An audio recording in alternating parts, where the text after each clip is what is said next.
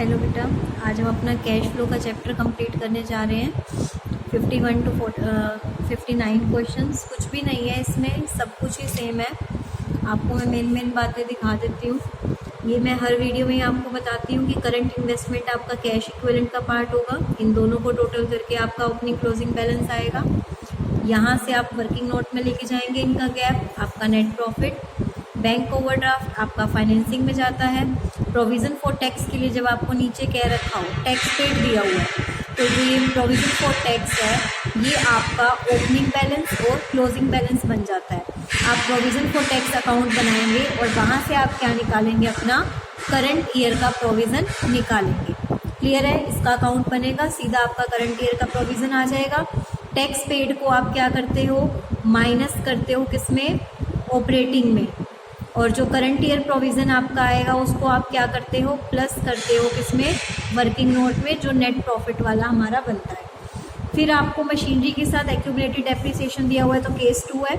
Machinery का account अलग बनेगा, एक्यूमुलेटेड डेप्रिसिएशन का अकाउंट अलग बनेगा। एक्यूमुलेटेड डेप्रिसिएशन आपको मशीनरी का दिया हुआ है, यहाँ से आप करंट ईयर डेप्रिसिएशन निकालेंगे। मशीनरी अकाउंट बना के आप क्या निकालेंगे, परचेज निकालेंगे। ठीक है, ये सारी बातें पहले क्वेश्चन में भी आ चुकी है। सेकंड 52 क्वेश्चन में भी कुछ डिफरेंस नहीं है, सेम ही है।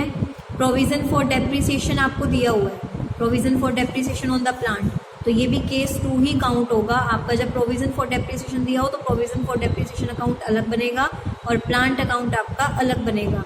इनकम टैक्स पेड दिया हुआ है, पर इनकम टैक्स से रिलेटेड क्वेश्चन में कोई भी प्रोविज़न नहीं दिया हुआ है। तो जब इनकम टैक्स पेड दिया हो या करंट ईयर प्रोविज़न दिया हो, क्वेश्चन में कुछ और ना दिया हो, तो हम दोनों को सेम मान के चलते हैं। यही हमारी पेमेंट है और यही हमारा प्रोविज़न है, तो यही वर्किंग नोट में प्लस होगा और यही ऑपरेटिंग में माइनस होगा। ठीक है, प्लांट का अकाउंट अलग बनेगा, प्रोविज़न का अकाउंट आपका अलग बनेगा। फिर 53 क्वेश्चन, ये भी आपका सेम है। 54 क्वेश्चन भी सेम है। लैंड एंड बिल्डिंग से रिलेटेड आपको कोई भी डेप्रिसिएशन नहीं दिया हुआ है, तो दोनों ही आपके केस 1 है। ठीक है, ट्रांसफ़र टू जनरल रिजर्व आपका यहाँ से आ जाएगा। प्रॉफिट एंड लॉस का आप गैप निकालेंगे, वो आपका यहाँ से आ जाएगा। गुडविल का गैप देखिए तो कम हो रही है, कम होने का मतलब राइट ऑफ। ट्रेड पेबल, ये प्रोविज़न फॉर टैक्स का आपको ओपनिंग क्लोजिंग बैलेंस दिया हुआ है। क्यों? क्योंकि यहाँ पे प्रोविज़न फॉर टैक्स में इनकम टैक्स पेड दिया हुआ है। जब इनकम टैक्स पेड दिया हो तो मैं क्या निकालूंगी, करंट ईयर प्रोविज़न। ये ओपनिंग बैलेंस, ये क्लोजिंग बैलेंस, ये income tax paid to bank, इधर by statement profit and loss क्या निकल आएगा, current year provision. Propose dividend आपको पता है प्रीवियस ईयर का लेते हैं, करंट ईयर इग्नोर करते हैं। डेप्रिसिएशन आपको प्लांट का और बिल्डिंग का दोनों का दिया हुआ है। ठीक है, इंटीरियम डिविडेंड आपको दिया हुआ है और रेंट रिसीव दिया हुआ है। ये दोनों केस 1 है, ध्यान रखना। और इनके डेप्रिसिएशन आपको यहाँ पे गिवन है, तो दोनों का एक अकाउंट बनेगा, land and building, plant and provision. ठीक है, ये सारी चीज़ें आप देख रहे हो जो जो हमने प्लस करनी थी।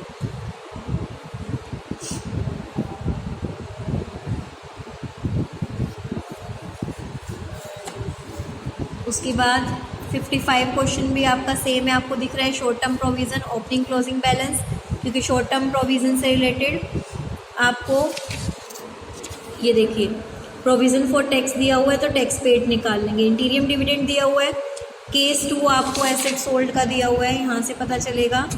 देखिए केस 2 है वो आपको यहाँ से पता चला। Fixed asset, accumulated depreciation, cash credit आपका बैंक ओवरड्राफ्ट की तरह फाइनेंसिंग में जाता है। इंटरेस्ट पेड 15% निकलेगा 12,000 पे। ठीक है, डिविडेंड आपको दिया हुआ है, डिविडेंड पेड दिया हुआ है, प्रपोज डिविडेंड दिया हुआ है, इंटीरियम डिविडेंड दिया हुआ है। सारी चीज़ें वही हैं, इसमें आपको कुछ भी नया देखने को नहीं मिलेगा। सेम आपका 56 क्वेश्चन है, केस 2। ठीक है, डेप्रिसिएशन 3,000। डिस्काउंट आपका कहाँ प्लस होता है, ऑपरेटिंग में।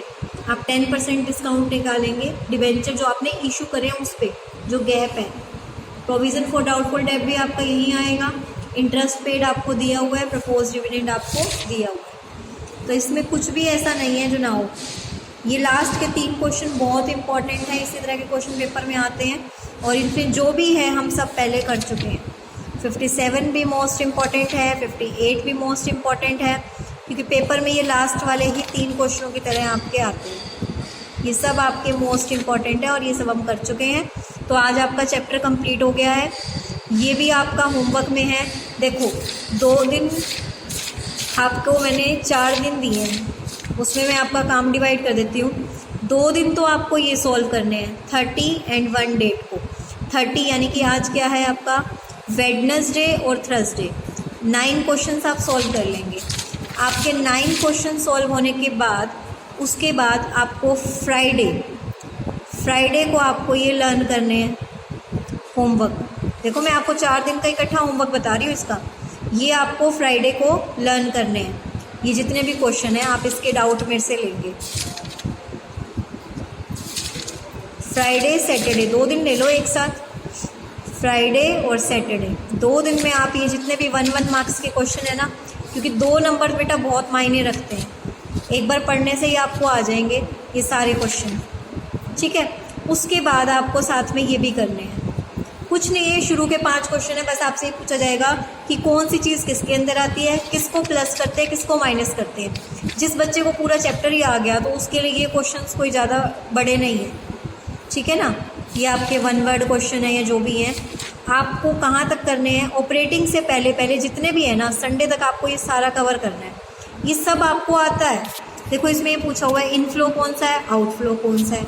आपको इनफ्लो आउटफ्लो पता है, किस में पैसा आ रहा है, किस में जा रहा है, कौन सी एक्टिविटी किसके अंडर आती है, आपको ये भी आता है। तो बस ये सारी चीज़ें मैंने आपको संडे तक का टाइम दे दिया है इस सबको करने के लिए। क्लियर है। तो आपको ये सारा क्या करना है, यहाँ तक इसको कंप्लीट करना है। मंडे को आप यहाँ तक के मुझसे कंप्लीट डाउट ले सकते हैं। फिर हम अपना स्टार्ट करेंगे। मंडे को हमने अपना ये चैप्टर स्टार्ट करना है अकाउंटिंग रेशियो। ये हम मंडे को स्टार्ट करेंगे। उससे पहले ये 1 मार्क्स के 2 चैप्टर हैं। इस चैप्टर की थ्योरी सिर्फ एक वीडियो में कवर हो जाएगी, जो इन्हीं दिनों में आपको भेज दूँगी। आपको सिर्फ वीडियो देखनी है और कुछ नहीं करना, ना कोई नोट्स बनाने हैं ना कुछ, सिर्फ आपको इस चैप्टर की वीडियो देखनी है, आप समझ जाएंगे। क्लियर है। फिर हमारा सिर्फ ये चैप्टर रह जाएगा, जो ये कभी स्कूल खुलेगा हम तब करेंगे 1 मार्क्स के लिए, क्योंकि इतना बड़ा चैप्टर वीडियो के थ्रू करना ठीक नहीं है। हम अपना जो एक NPO चैप्टर रहता है वो स्टार्ट कर देंगे और रिवीजन स्टार्ट कर देंगे। ये आपका 1 मार्क्स का चैप्टर है MCQ का। ये जब आप लोग स्कूल में आ जाओगे तब हम इसको कंटिन्यू करेंगे। Thank you.